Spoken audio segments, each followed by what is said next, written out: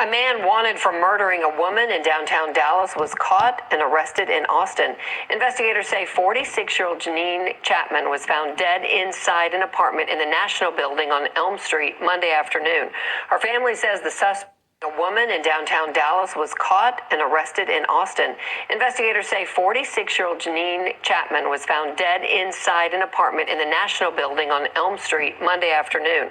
Her family said a man wanted for murdering a woman in downtown Dallas was caught and arrested in Austin. Investigators say 46-year-old Janine Chapman was found dead inside an apartment in the National Building on Elm Street Monday afternoon. Her family says the suspect was an on and off boyfriend who married Chapman over the summer. Fox 4's Amelia Jones live in Dallas with the story. Amelia. Heather, Janine Chapman's sisters described her as fierce, loving, and ambition. Her murder blindsided them, especially since the suspect was a man who was so close to their sister. She was an entrepreneur. She was getting ready to start her own business. So she was really ambitious, living life to the fullest, and just trying to cut the... Shalom, shalom, Yasharallah. Come in with another Meek Servants lesson, another Meek Servants video. I want to start off by saying I give all honor and glory to Abba Yahweh, Ba'ashem, Yahweh Shai, Amashiach, Barakathai, the Hawdah for the Rakak Wadash, the Hawdah for our forefathers, Abraham, Isaac, and Yaquab, the Hawdah for the men that's out there in the highways and the byways doing this work and sincerity and truth, Barakathai, the Hawdah, once again, for Abba Yahweh, Ba'ashem, Yahweh Shai, Mashiach, the house of David, the Hawdah for King David, who will rule well under Yahweh Shai, Mashiach, the Hawdah for the 144,000, the 12 apostles, the Yaquad, the children of Yasharallah, Shalom. Okay, so a nightmare on Elm Street. You see it? A nightmare on Elm Street. Okay?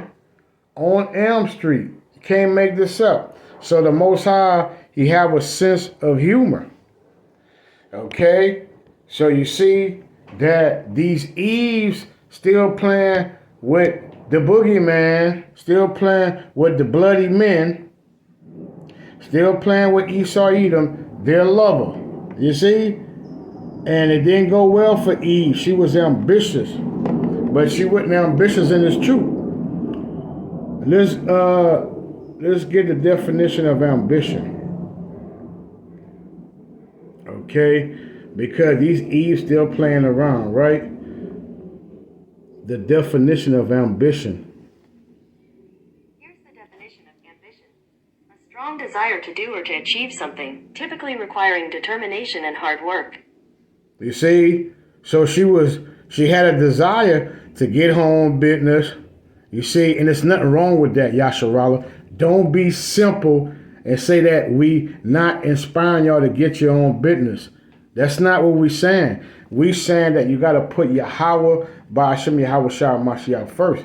And you got to be rehearsing these righteous acts here in the daughter of Babylon. It's time to be in the house of mourning and get out of the house of mirth. Eve is having a good time here in the daughter of Babylon. These Israelite women, the daughter of Zion, is in the house of mirth. Good times. You see?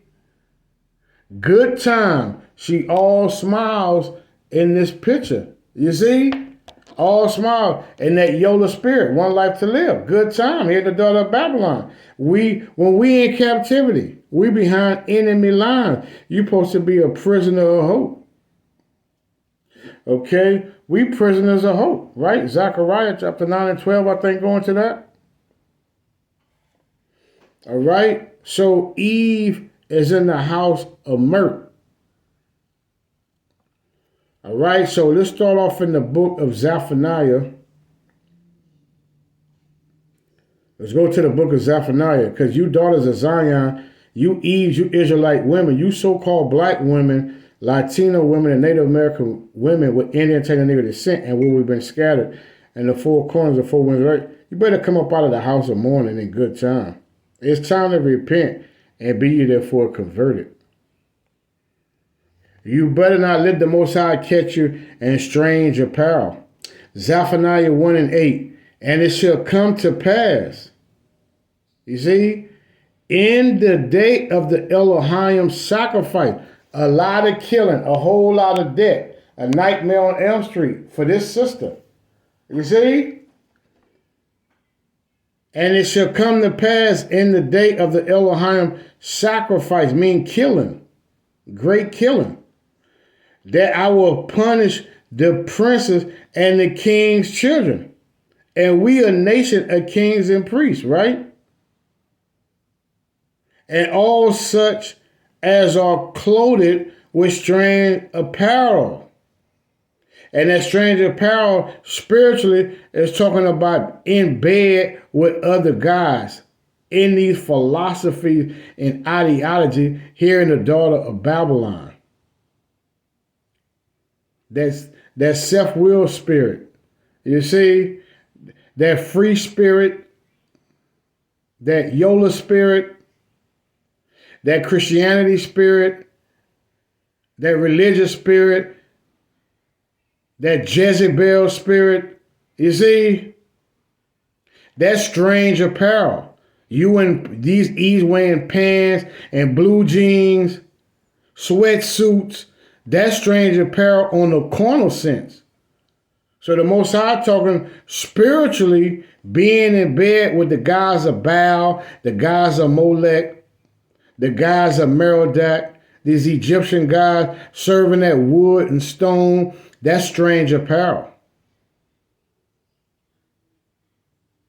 Serving yourself, being self-will, that liberation spirit.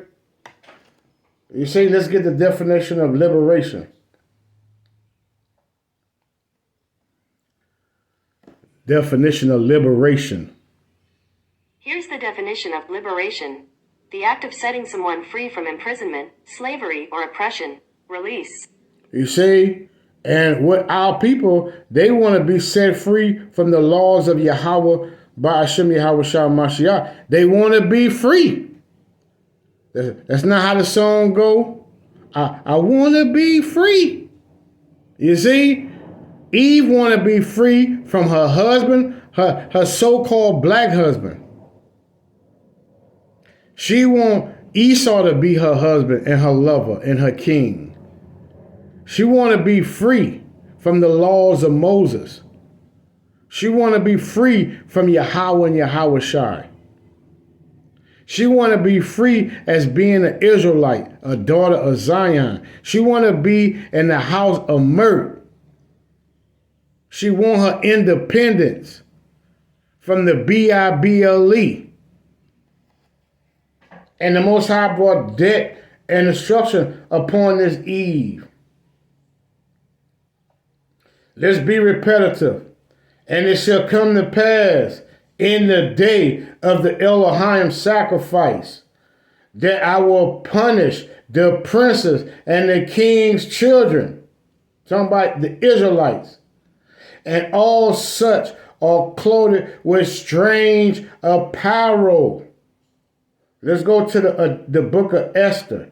You got to be reading out of the King James 1611 edition. This is the edition of Esther, chapter 14 and verse 1. This is how a daughter of Zion should be right now. A daughter of Zion, you so-called black women, you so-called Latina women, Native American, West Indian women of Zion, this is the mindset you should be in right now, today. Edition of Esther 14 and 1, right? Queen Esther also being in fear of death. You see, right now, this is the time of death. This is a time of judgment, Israel. This is a time of death. The Most High is coming with his fierce anger, right? This is a time of doom and gloom. Let's be redundant. Queen Esther also being in what? In fear of death.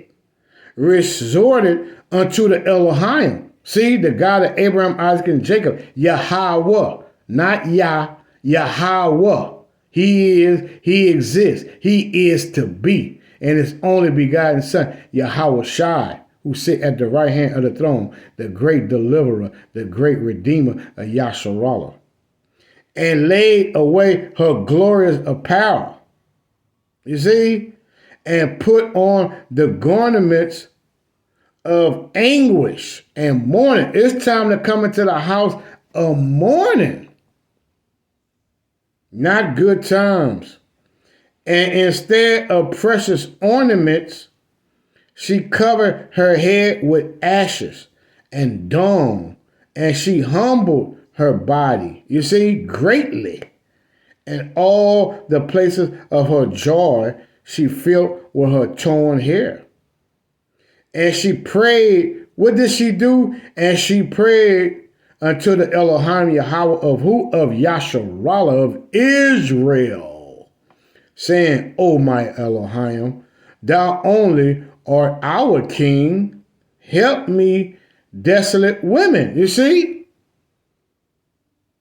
It's time for y'all to seek Yahweh Ba'ashem Yahweh Shah Mashah, the God of Yasharallah. You daughters of Zion, you careless women, which have no helper but thee, because your only help is in Yahweh Ba'ashem Yahweh Shah Mashiach.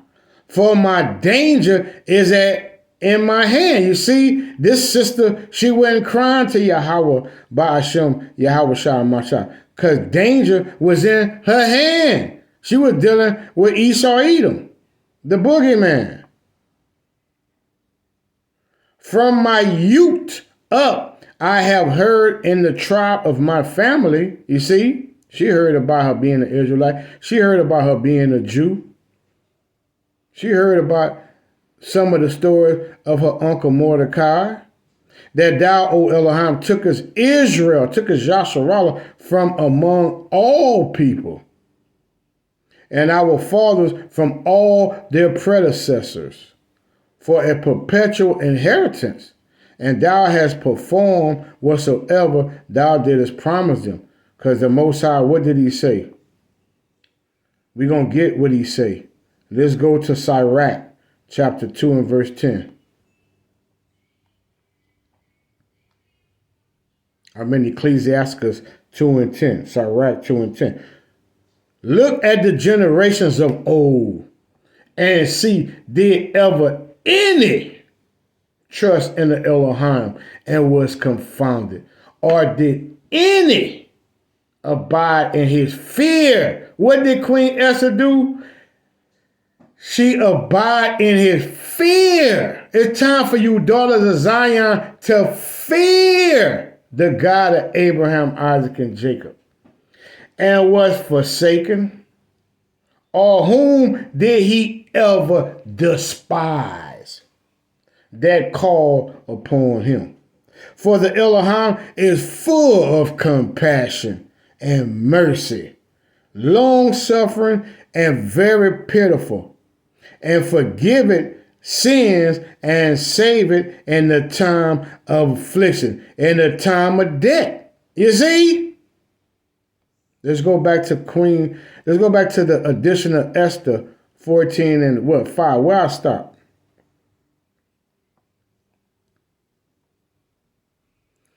Let's go to, let's be repetitive. Let's read edition Esther, the edition of Esther, chapter 14 and 5. From my youth, you see? From her youth, she say. You see, you got to serve the Most High in your youth. You better know about the Most High while you're in your youth, Israel. Don't it say that in Ecclesiastes 12 and 1? Remember that creator, not you. From my youth up, I have heard in the tribe of my family that thou, O Elohim, took us Yasharallah from among all people, and our fathers from all their predecessors, for a perpetual inheritance, and thou hast performed whatsoever thou didst promise them. And now we have sinned before thee, therefore hast thou given us into the hands of our enemies. Let's go to Let's go to addition to Esther 15:1. And upon the third day, when she had ended her prayer, she laid away her mourning garments, you see, and put on her glorious apparel. So it's time for you to put on your glorious apparel, meaning it's truth. It's time to put your glorious apparel, get out the strange apparel, as it's saying Zephaniah 1:8. Get away from that strange apparel and come put that apparel of righteousness, keeping these law, statutes, commandments, and judgment to the best of your ability, rehearsing the righteous acts here in the place of drawn water. Okay? We in a place of drawn water, in the land of the north. The daughter of Babylon, spiritual Egypt, Sodom and Gomorrah, Nineveh, Rome, Greece, Assyria, Samaria. While you behind enemy lines, you supposed to be putting on your righteous garment, your glorious garment, this truth, knowing you are Hebrew Israelite, knowing the name of the Heavenly Father, Yahweh, and his only begotten Son, Yahweh Shah Machah, repenting and being therefore converted, you daughters of Zion. You're not supposed to make marriages with these other nations. You see? Let's go to the book of Deuteronomy 7:2. And when the Elohim thy Yahweh shall deliver them before thee, thou shalt smite them and utterly destroy them, and make no covenant with them. See, she entered into a marriage with Esau Edom, the boogeyman. Nor show mercy unto them, neither shalt thou make marriages with them.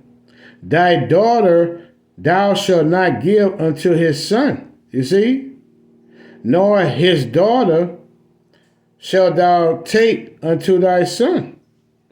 For they will turn away thy son from following me, that they may serve other gods. You see, putting on that strange apparel. See, when you marry these heathens, you start to serve their gods. You start to put on that strange apparel. So will the anger of the Elohim be kindled against you. You see, the anger of the Most High was kindled against this Eve and destroyed thee suddenly. And she got destroyed suddenly on Elm Street. Let's go to the book of Sirach 5:7. Make no tarrying to turn to the Elohim, and put not off from day to day. The Most High say don't put off from day to day. Get out that YOLO spirit, that one life to live. Living life like it's your last. You see? For certainly shall the wrath of the Elohim come forth. You see? And in thy security, you see, she was living it up. Viva Locan. She was living the good life. She was living the good life. You see, in her security, thou shalt be destroyed. The Most High destroy her in her security, and perish and die in the day of vengeance. Because we in the day of vengeance, and you will die in the day of vengeance, Israel, if you have on that strange apparel. Let's continue with the clip. Accomplish all these different goals. 46-year-old Janine Chapman was on track to achieve those goals. Her sisters, Nicole and Crystal Marshall, said she just started a new job and was working on starting her own business. She was all the way around a good person. So this is the last. You see, everybody a good person when they die. Everybody's a good person, right? When keeping no law, statutes, and commandments, wasn't serving the God of Abraham, Isaac, and Jacob, but she was a good person. Let's see what the Bible say.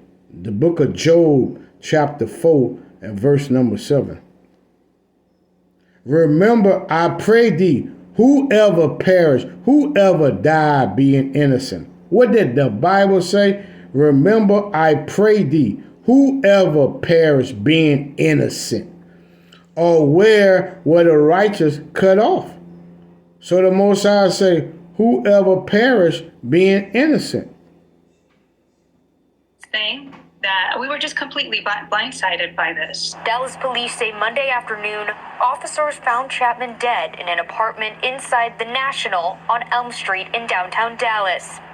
Tuesday, the medical examiner confirmed Chapman was murdered. 48-year-old James Patrick was identified as the prime suspect. Her sisters confirm the two were together on and off for 6 years. In the last year or so, the relationship got really rocky. Marshall says that Chapman moved from California to Texas 5 months ago, since this is Patrick's home state. The two got married in July, but the family didn't attend. That's why I use the word blindsided, because we did not see this coming. We knew that they had arguments, and that's